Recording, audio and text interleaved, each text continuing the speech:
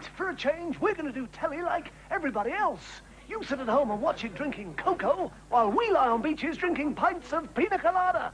What you do is take some really grisly old gags, package them together, and cover them with screams of hysterical laughter, and make them out looking like this.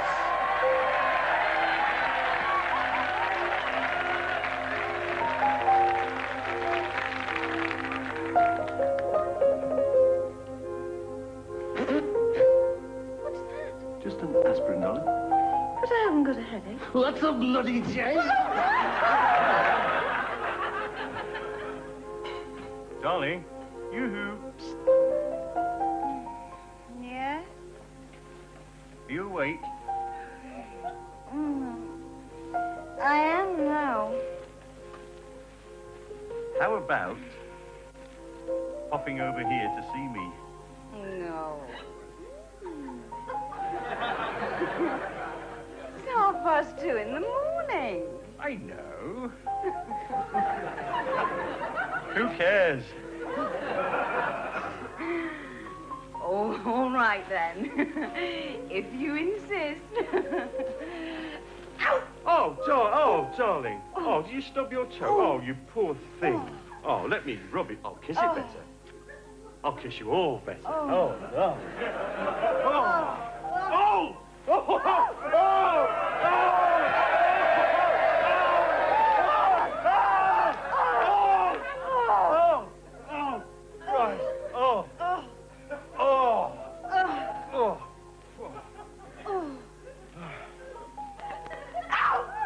Pick your feet up, you clumsy cow.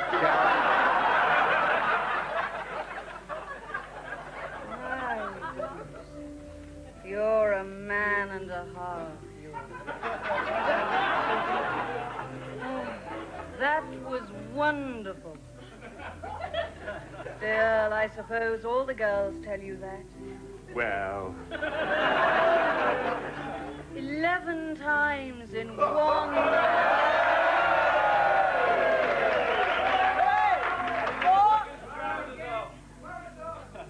I do like these vasectomy club ties. They're rather cute. I suppose you get them from the clinic. I wouldn't know, really. I picked mine up at a jumble sales. Oh, yeah, okay. Grazie, my friend. Sagabona. Katanga. Well, that couldn't happen in Africa. Well, not to me, it couldn't. The witch doctor still uses a flintstone for a scalpel. Or gumbo for rompo yapango. Okay. Yes, it's me, Joshua Zimbabwe Okapi Yalak. And during my rapid rise to superstardom on your wonderful show, one of my catchphrases has really taken the country by storm. Katanga! Yes, that's the one, my friends. But it wasn't the only word to be introduced into the English language on your really educational show. There's another one just about to be born.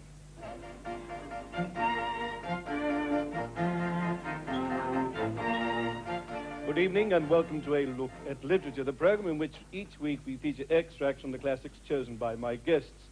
And my guests this week, with their choice of their favourite literary passages, are the Reverend Bell from Norfolk. Hello. Professor Bennett Jones of St. Mark's College, Cambridge. Good evening. And Dr. Simon Fletch, Senior Lecturer at Suffolk University. Good evening. We begin with you, Reverend Bell. What piece have you chosen? Well, it's an old favourite of mine, but I do feel it still carries a relevant message for us all today. And there was a peace and a calm over the land of Canaan, and the people were glad and saw that it was the work of a mighty hand. Therefore did they rejoice and sing for 20 days and 20 nights. And on the night of the 20th day, Hebediah went unto Jemima, his wife, and laid his head between her heaving breasts, and did put his hand down... Yes, well, thank you. Thank you very much, Reverend. Perhaps we could now hurry on to you, Professor. I understand you've chosen a piece of Shakespeare from his play Measure for Measure. That's right, Act 4, Scene 2. Very good. When it lay fallow, smoothed in dust, ignoble passion turned to lust, and from his goodly, wholesome thighs came forth his manhood of great size. and finding bended, willing game, he plunged himself into her frame. With heaving buttocks, strong intent, they thrust and ground till all was spent. Marvelous, indeed. Beautiful. Yes. Now, is there anything particular that you like about that passage? The meter is very striking, is it not? Yes, indeed, the meter is very striking. And indeed the language. But most important, I think, is the imagery, the image of those two bodies thrusting and grinding away at each other. I mean, one can almost see those heaving buttocks. Yes. Well, quite thank you. And Pause came forth, his manhood of great size again conjures up a marvellous image of this enormous... Yes. Well, I think we shall have to leave it there. Dr. Fletch, you've chosen a passage from... Lady Chatterley's Lover. Oh, no. By D.H. Lawrence. Oh. Laying there, eagly spread eagle. Yes, right. Well, I think... I think perhaps... Please, let me continue. Oh, God. Laying there, eagly spread eagled on the lawn, was Ruskin, the neighbor's cat. He blinked serenely, dazzled by the sun. It was shining brightly on the little fields where the fool's parsley grew foamy, where the currant blossom hung delicately in the greenish twilight of the mowing grass, and where David and Emily lay bonking away like steam engines.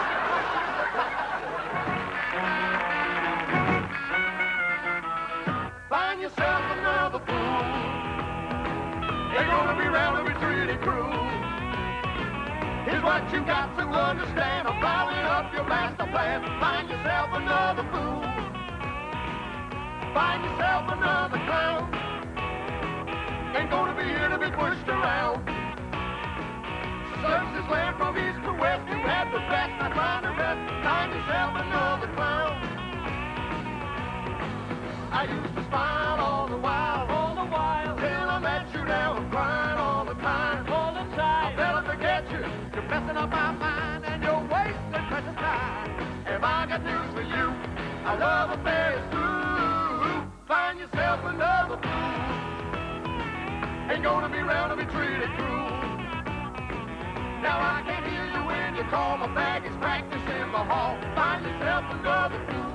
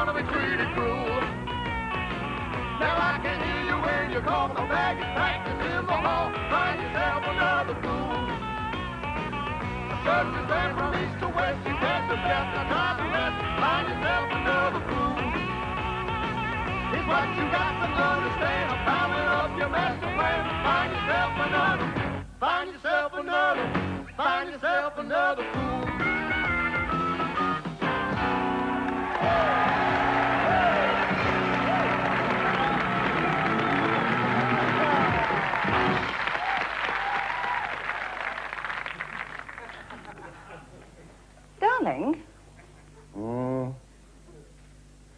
Barbara dropped in today. Barbara? You know, Derek's wife. Oh, Derek. Bring back my edge cutters, did she? No, she didn't actually. 2 months they've had those bloody edge cutters. She can't have children, you know.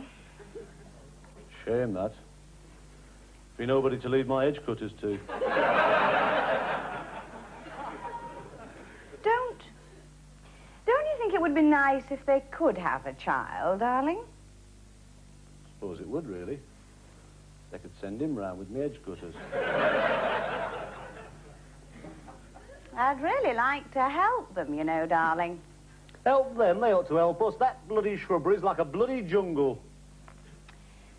I suggested to Barbara that if Derek could make love to me, that I could have the child and then hand it straight back to Barbara and Derek after it was born. Well, what do you think, love? Bloody bad manners, that's what I think.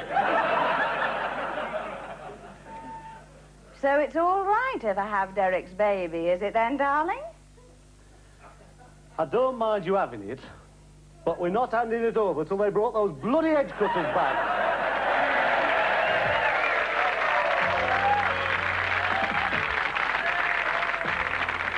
Hello and welcome to Tennis 82, and after the long winter layoff, we get a first glimpse of the sort of skills the really big names will be showing off this summer. That's the Argentinian, moving off the baseline. The polite question. Now the anchor, now the delivery. The knuckles absolutely white with rage. Straight under the umpire's chair. You're The mindless. McEnroe-esque use of the wagging finger. Witless. If a tongue. If I was to kick you in the obvious balls and weight. it would have no effect. Your brain. It is a Lovely, scramble free-flowing and a abuse barrel from the of Argentinian. pig shot. You are an Still the wagging absolute finger. There goes the racket. bastion. Fined £5,000. Next, please. And here's an old favourite, the old lion of the tennis world, still as abusive as ever. Ow. Likes to mumble to herself to keep the umpire guessing. Have you got eyes? Now the delivery. Can you not see? Have you left your eyes at home? Forceful question. You mother... Straight into the four-letter word. What do you know about tennis? I'll tell you what you Rhetorical know question. about tennis. You know all about Another tennis. marvellously timed expletive. I'm more Lovely of a pass. man You'll ever be. You sitting fraud. There goes the missile. Fine. Even more money than the last one. Get off. Lin Popomuang. Using a self-briefing censoring device. This is new. This is exciting. 6 foot nig knob. Very promising. Ever so slightly mental. He's getting something out of his heavily sponsored back. It's a grenade. Now, this is something the Americans could learn a lot from. This could open a whole new can of beans this summer. Biting the pin. The throw. Not a bad aim. Promising first one. Plenty more from the back. Much closer. Calling on all sorts of obscure African gods. Direct hit. Fined for hearty beast, 1 case of ivory, 11 wives, 1 white rhino, and a diamond mine. Get off. Ponsonby Smythe, England. I'll get you. He's gonna have to go, son. He looks really wound up. The machine gun. Go for the submachine gun. The umpire looks totally unimpressed. Hang on, there's something wrong with it. Dropping in an expletive. What can he do now? He's going to have to think of something. I think he's going for the full moon. 62 other offences will be taken into account. Next, please. From Albania, this is Gonad. Nice use of the waving windmill arms. Nice footwork. Back he goes. He's calling for reinforcements. He's getting a bazooka. He's bringing in one of his co-professionals.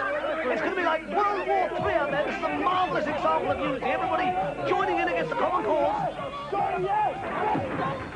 It's going to be a really marvellous, marvellous summer.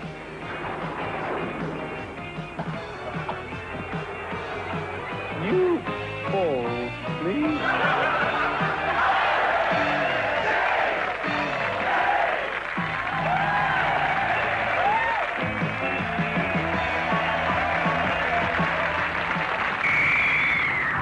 Just as you thought it was all over, the horror begins again.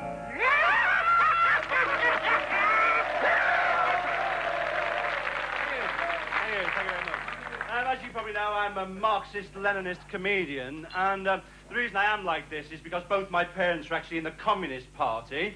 I don't know if you can imagine that. Well, obviously you can't, because you're all sitting there going, I can't imagine that. I can't get my head around that concept, no. OTT, no. It was actually very difficult because we had to live with the proletariat on this tower block on an estate, you know. I'll tell you, it was so boring, our estate, right? It was so boring. Its twin town was Père Lachaise Cemetery. Like, we used to get all these exchange visitors, you know. But, I I'm actually very grateful to the Arts Council because it did a lot for us to help us cheer the place up. Big khaki murals painted by colourblind Mexicans on acid. And they used to send round street theatre groups to frighten people, like I'm doing to you, right? Now, I don't know if you know the theory behind street theatre, but it is, if you've got a white face, a red nose, and baggy trousers, you're going to be funny. Didn't work for Mussolini, did it? The worst thing about living in a tower block is when you get in the lift, right? Because when somebody gets in with you, you know they're going to say something stupid, you know, like, hot enough for ducks, eh? I mean, don't people talk cack, eh? Oh, I like this margarine because questions have been asked about it in the Australian Parliament. Cack, cack, bloody cack. Oh, that Shirley Williams has got nice teeth. I'm going to vote for her. Cack, bloody cack, bloody cack. Oh, all this dog shit, I blame Ken Livingstone, you know. Cack, bloody cack. It's even worse at bus stops. Oh, there's 18 going to town and only one come this way for a day and a half. Bloody cack. Oh, I've just had an operation to have me brain removed and have it replaced with a cockwork mouse. Oh, cack, bloody cack, bloody cack. And you grab them by the throat and smash their head against the time table. Still, it's a funny old world, really, isn't it, eh?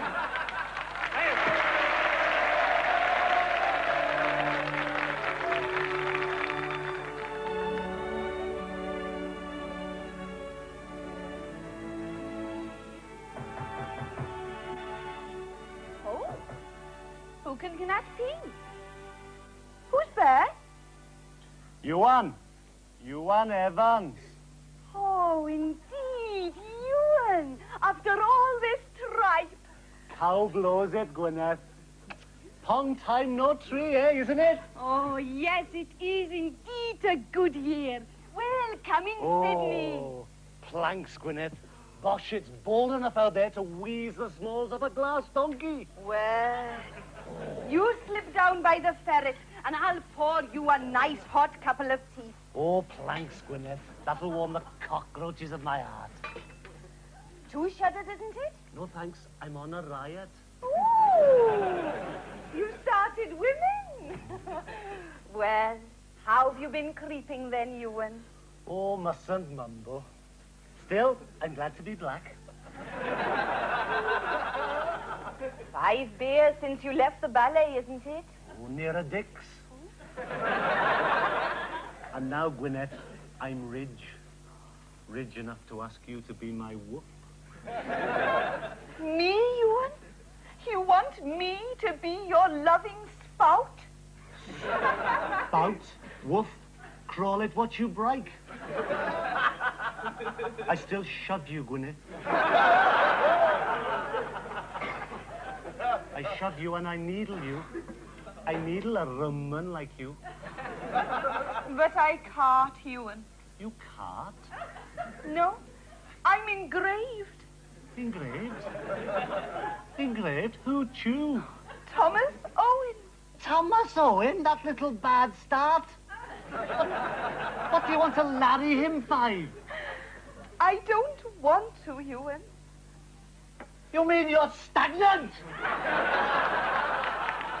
Stagnant, is it, Gwyneth? That does it. I won't brand any more of this. I'm going. Oh, no, Ewan, my true dove. Gary, you bowing. Gary, you heave bowing. me a stone, you raging nymphrodisiac. Oh, Ewan. Are you going to see a brother? Who is she? Who do you drink? That cupid plough of a typist who tripe this plodding crypt.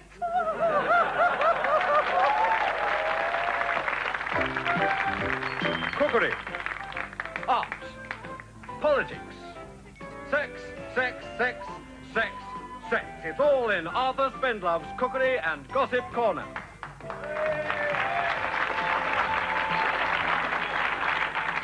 Hello, friends. I'm so excited to be here on OTT tonight. I've followed the programme ever since it wasn't taken off, and I love it. The sort of comedy I like, this and Panorama. It's a bit rude, but I don't care, you know. I'm into bottoms. And all that silly fuss they made early on about the men with balloons in front of their willies, or was it the other way around? I can't remember. Couldn't quite see on my set, couldn't get close enough. Anyway, I was thrilled when little Chris Tarrant, who's the only really gay one on the show, asked me to come on and present a regular cookery column for 1 week. But today I want to go back to basics, to one of the most early dishes known to man. So simple that even Geoffrey Boycott could eat it. Wood. Now, you may laugh. In fact, I'd rather you did. But you may forget that for many primitive people, wood has always been a major source of food. My personal favourite, Burf Flambé Jean d'Arc Black & Decker. Now, all you need for this is a giant redwood tree, salt, and pepper. Now, chop the tree into little pieces. I've done it here to save time.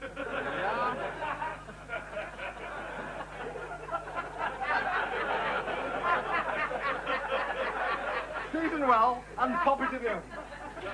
There we go. Lovely. And put it on gas Mark 6. Now, the great advantage of wood is that it does heat up very quickly.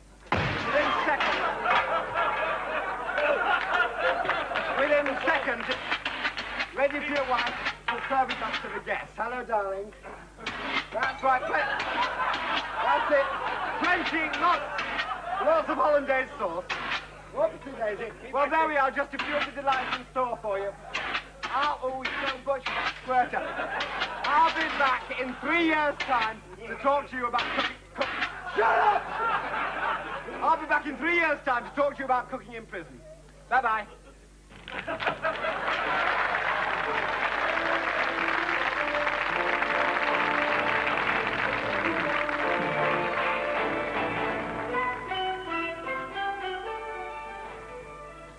Good evening. I've got the blues, y'all. Play that gut bucket jelly roll music, baby. Reports coming up.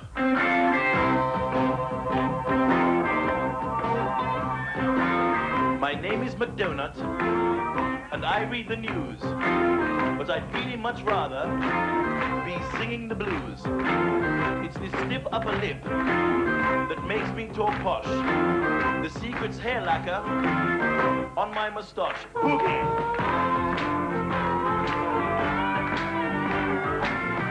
Night after night, I speak to the nation with my impeccable pronunciation.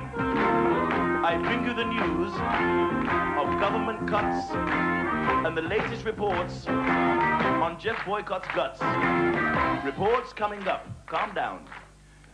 We've just had startling news in from Switzerland. The management of the famous Zurich Theatre, where the girls dance dressed only in 3 pocket watches, have sacked the stage manager for taking time off. And a burglar today broke into the premises of the Paris Gay Lib Club in Paris, but luckily only got away with 20 francs, 14 Nigels and 6 Clarences. Rock and roll, come on, get your hands together.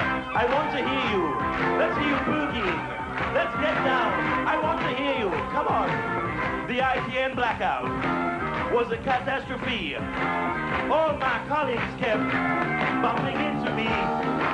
When we had strikes before, I never got bored. I sat knitting booties for my friend Anna Ford, and that's the end. That's the end of the blues. Good night.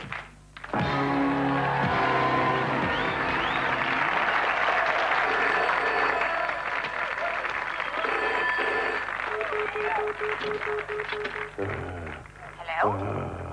Hello? I bet you look good in French underwear. With black stocking tops. Who is this? That's suspenders with all that bare flesh at the top. Oh, are you making an obscene telephone call? What do you think I'm doing, press-ups?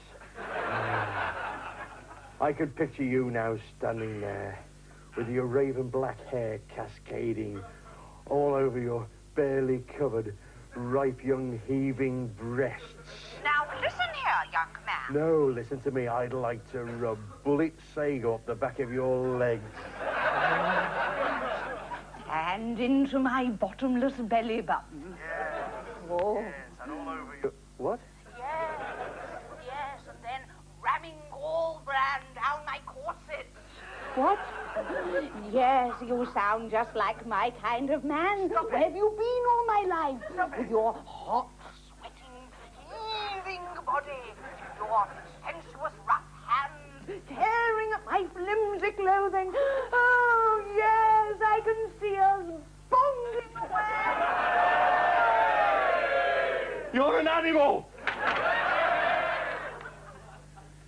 Gran. She's a pervert.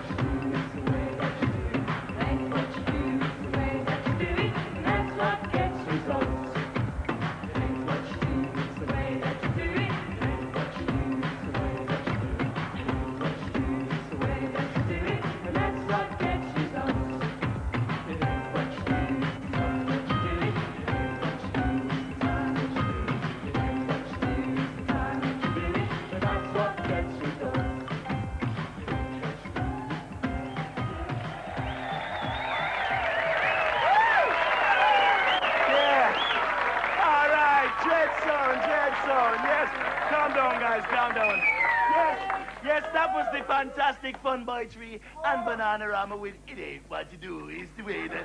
Yes, man, really great sound. Now then, I'd just like to tell you that I was invited to play in a pro celebrity golf match last week. They said, okay, Algernon, you can play Nicholas. So I took my trousers off and my case comes up next week. This is the stuff. Who needs biting satire when you got stuff like this? Excuse me, sir. We have reason to believe you're not white, sir. Not white? What the hell do you think with the dreadlocks tucked under the woolly hat? The picture of Cyril Regis in the back pocket of the whole West Indian cricket team eating dasheen and curry goes at my house. Of course I'm not white, you damn idiot. Right then, sir, would we be correct in assuming that you're black? Yes, I am black. Say it loud, I'm black and I'm proud. Can you prove that, sir? What? Identification on you? Birth certificate, passport. Listen, man, I'm in the middle of my cabaret act. Of course I ain't got no damn passport. Not got a passport? Right then, sir, we're going to have to ask you to come down to the station with Which, in the interest of convenience, sir, is this little chair we placed about 3 yards over there, sir. Right, sit yourself down, sir. OK, really lean on him. No. Give him the hard, tough line of interrogation, officer. Me clavicle. Right, mild for the time of year, isn't it? Not really, I'm finding it distinctly chilly. Not used to the climate yet, eh, sir? Just arrived, have we? How did you get here, sir? A fishing smack? No, not really, it was a parachute? No, but it was more... Smuggled in as one of David Attenborough's prize bleeding exhibits? No, not... Stealing pork pie? No, thank you. How did you get here then, sir? The number 23 bus from Wolverhampton.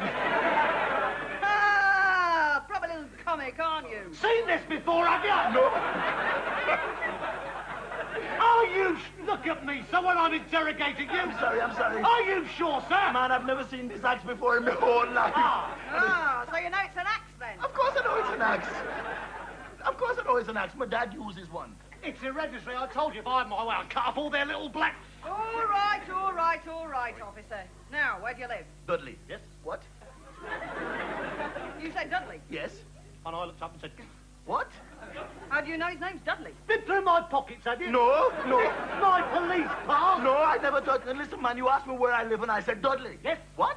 What the hell skirts going on wrong? Are you trying to take the mickey out of us, then? Cut and clean it off here, so one blow, straight down the giblets. Blah! Listen. Is that how you do it, sir? No, man, listen, I'm just here to do a few gags. Gags, is it? Stop them in their mouths, trying to stop them crying out. Listen, I'm a comedian. Aren't you in enough trouble, sir? I'm sorry, take that last bit back. Not a comedian! All right, you can go. What? Yeah, go on, you're right. Got transport home. Cup of tea? Biscuit? Fish? Lard cake? Coffee? Jam donut? Laundry? Or... Listen, I can't take this niceness anymore, okay? I give it was me. All right, go on, you can go. Go on, I done a grandmother and I always entered in the old bat. She used to listen to Shakin' Stevens records and smoke the cigar. So I done her in and chucked her into the canal. She went in with hardly a ripple. Safe journey home. And I done her granddad in as well. She ripped my Bob Marley poster out the Yes, wall. up you Nice lad. Yeah, shame to waste so much of his time, really. I don't know why we have to keep bringing him in on sus. Never seems to catch anyone. What's your drink? Mine.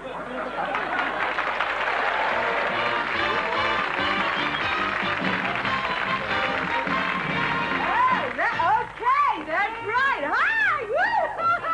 Hello, and welcome to The balloons are cascading, the flags are unfurled, as we bring you willies from all around the world. So, let's get straight on with all the fun and find our first wacky willie. What's who wants to play? Spot the Willie! And here is gorgeous George, and what a hunk of music.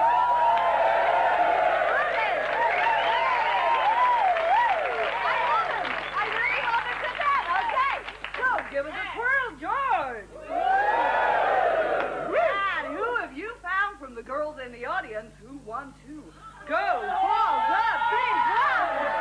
Thank you, Molly May. I brought you a lovely little thing here.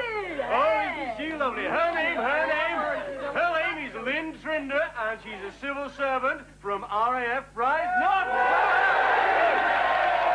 Down here, Lynn. Don't you just love it to death? Okay, let's give her a big hand. She'll certainly need one. Okay, so we're going to be showing Lynn here 6 different willies, and we want you, to identify as many as you can.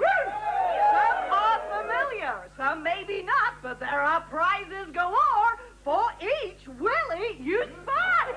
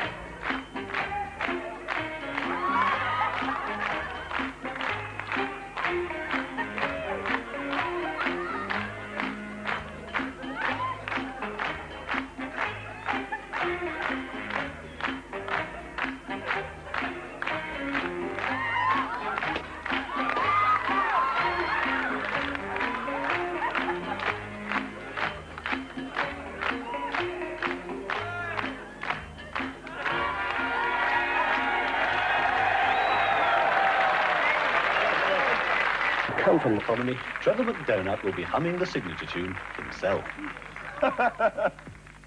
Tum-ti-tum-ti-tum-ti-tum, tum-ti-tum-ti-tum, tum-tum-ti-tum-ti-tum-ti-tum, puddly-puddly-pum. Good evening. Tonight, Pulse Beat looks at mysterious... I'm terribly sorry, I'll start that again. Good evening. Tonight, Pulse Beat looks at mysterious disappearances. I have with me in the studio Mr. Arnold Crumb, who has an amazing theory about mysterious disappearances in the Midlands. Mr. Crumb, what exactly is your theory? It's the theory of the Birmingham Triangle. The Birmingham Triangle? Yes. I calls it a triangle because everything that happens in an area bounded by Solihull, Sutton Coldfield, Bromsgrove and Dudley.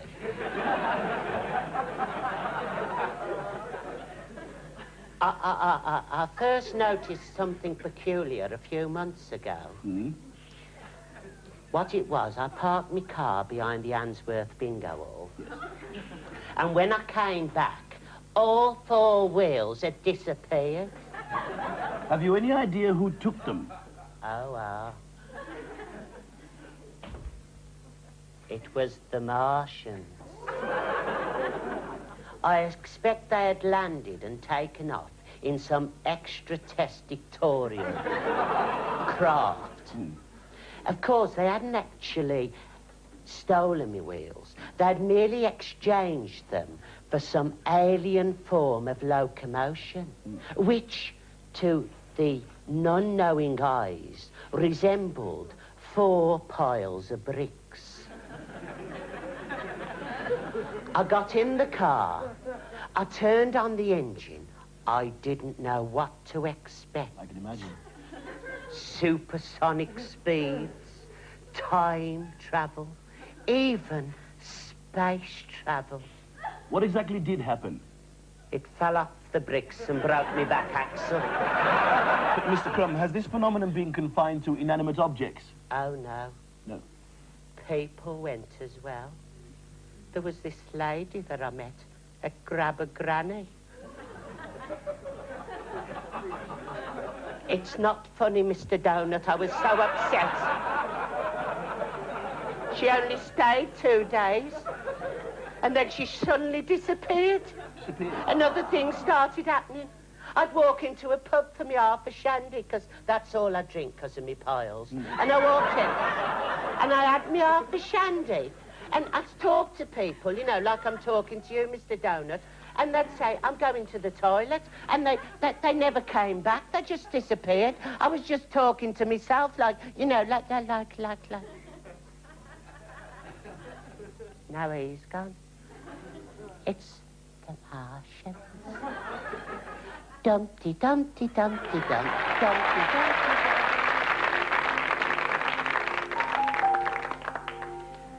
Now, at last, for lovers the whole world over, we bring you Woman and Man. It's more than a magazine. It's a whole new experience.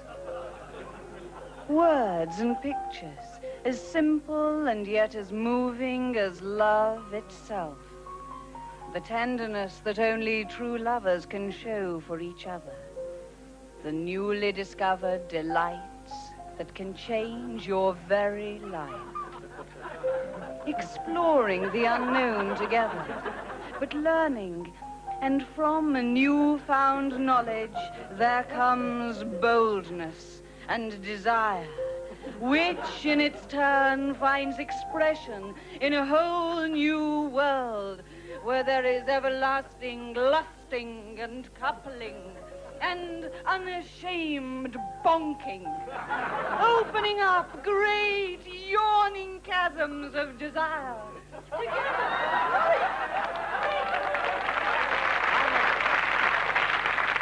Nice of you. This fellow walked in a sex shop. He said, "Have you getting those blow-up dolls?" He said, "Oh, we only got black ones left." He said, "Well, I'm not racial measures. Give us one of those." Got it home, blew it up, and it mugged him.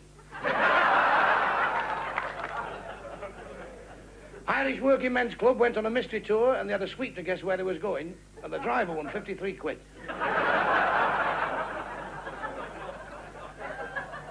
This fellow's giving this bird once. He said, "You've only got a small organ, haven't you?" He said, "Yes, but it's never played in a cathedral before."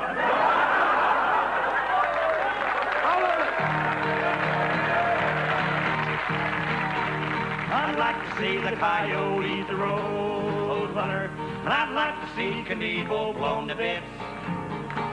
I'd like to see Rex Humbert lay his hands upon Maud Amy, but I'd love to see that Dolly Parton's tits. Yeah, I'd love to see that Dolly Parton's tits, 'cause they're so big and soft and round, and they don't make a sound. How they look remains a mystery to me, with my hands stuffed deep in my pockets, just thinking about Dolly's rockets. Yeah, here they come again, my fantasy. Yeah, here they come again, my fantasy. I'd like to see Pierre French kissing Renee in the moonlight. I'd like to see the Mounties take a hit. I'd like to see Ed Allen pull his muscle on the TV, but I'd love to see that Dolly Parton's tits. Yeah, I'd love to see that Dolly Parton's tits. Nose bones, boobs, tits. Yeah. 'Cause they're so big and soft and round, and they don't make a sound. How they look remains a mystery to me, with my hands stuffed deep in my pockets, just thinking about Dolly's rockets. Yeah, here they come again, my fantasy. Yeah, here they come again, my fantasy.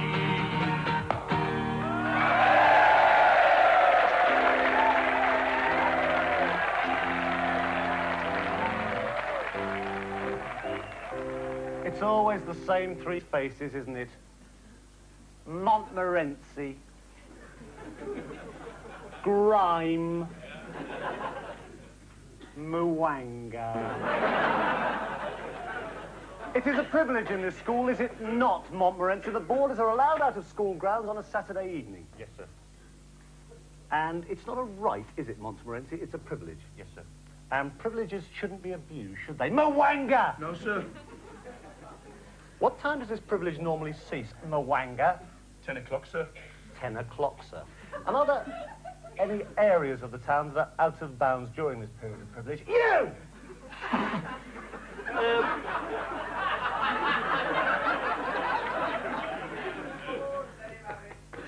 Discotheques and public houses, sir.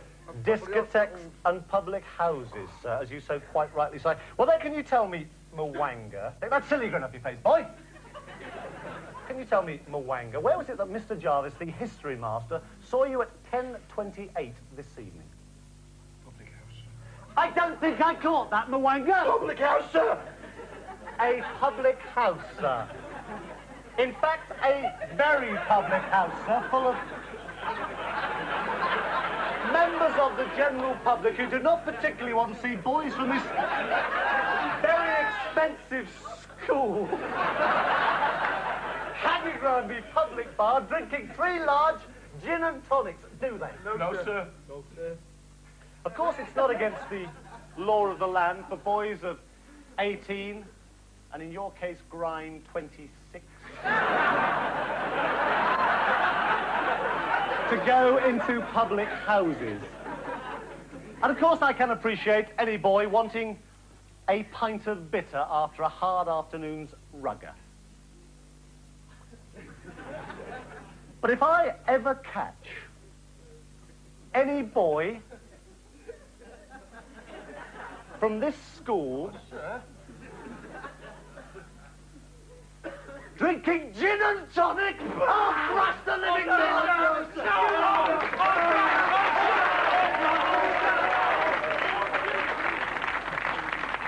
Well, that was Chris and the boys giving a really wacky performance. Well, that's a word they always use in the papers about a programme like this.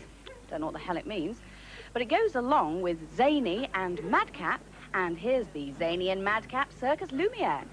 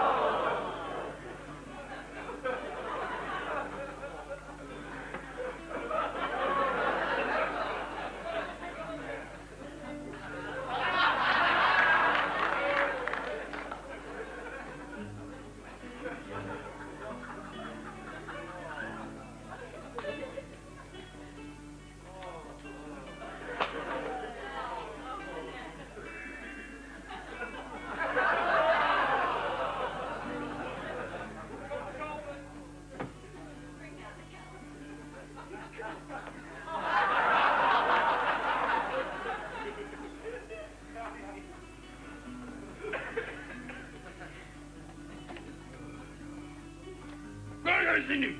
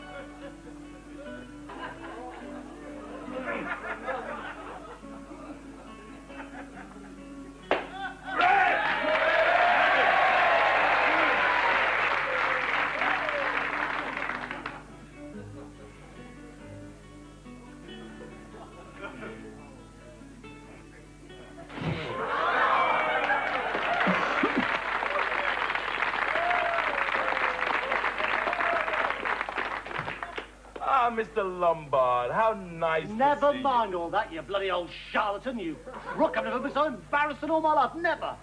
I told you in all confidence about my problem. Yes, I remember. You wanted me to alter your look so that you could strip off and frolic around on the new nude beaches. Yeah, that's right. And then what did you do? Well, we agreed that plastic surgery was absolutely necessary. I carried out the operation and I thought it was a complete success. Well, I don't think it was a complete success at all. Why not? Dropped off. It dropped off? It's no laughing matter either, Doctor. I want my money back. You're just a bloody old crook. You know nothing about medicine. You're a cheap quack, you. Calm down, Mr. Lombard. Please stop getting yourself in all of a lather. Listen, put your bottom down on that chair there. I will. All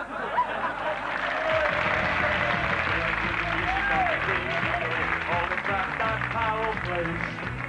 The charts are full of stuff by Marilyn Lowe. Rod Stewart singing songs for gays.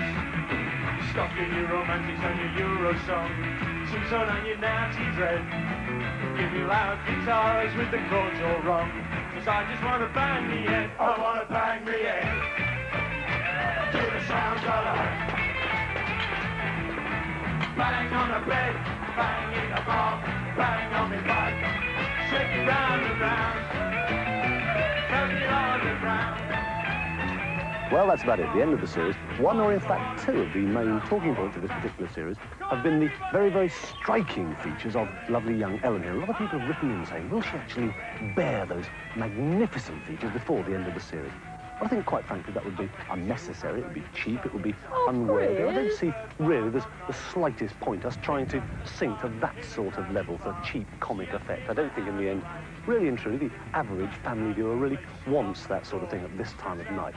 Obviously, the occasional pervert or kink might find some sort of charm in her revealing those firm, ripe, colossal, frightening chests, but I think, basically, most people don't really want that sort of entertainment. They want wit, they want satire, they want something altogether a little sharper, a little more well thought out than just the simple, basic, cheap laugh of a young girl revealing...